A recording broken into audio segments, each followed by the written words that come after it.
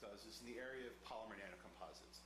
Here we're looking to adapt and extend models that have been developed for traditional composite materials so that they can account for behavior that we observe with polymer nanocomposites.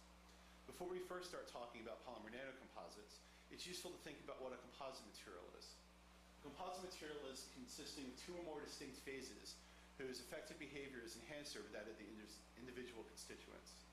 So for a composite material, we're trying to take advantage of the individual properties of the constituents so that we can have an effective material, a composite material, that has the benefits of the two or more distinct phases. Some examples of composite materials are steel-reinforced concrete, steel belted tires, fiberglass, and carbon fiber epoxy composites. As a mechanical engineer, for a given material such as the one I have here, there are a number of different mechanical properties that I'm interested in. Perhaps two of the most important for a number of different applications are what are known as modulus and strength. For tensile strength, what I'm interested in knowing is how much force I can apply to this material until it breaks. For the property called modulus, that tells me how the material behaves with regards to forces and elongation. So if I put a 100-pound force on this material, if I know the modulus of the material and the geometry, I'll be able to tell you how much the material will stretch. You can imagine that for a number of applications, we may want the material that has the highest modulus or highest strength.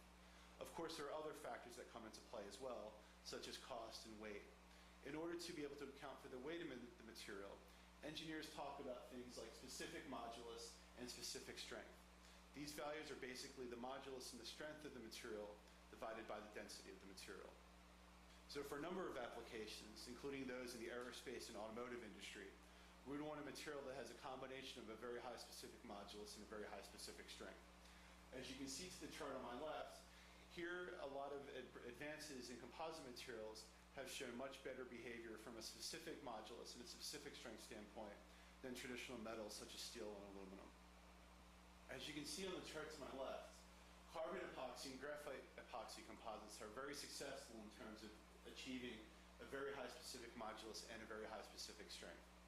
Given the properties inherent to carbon nanotubes, researchers are very interested in developing carbon nanotube epoxy and carbon nanotube polymer composites to see if they can create new materials that have even better specific modulus and specific strength values.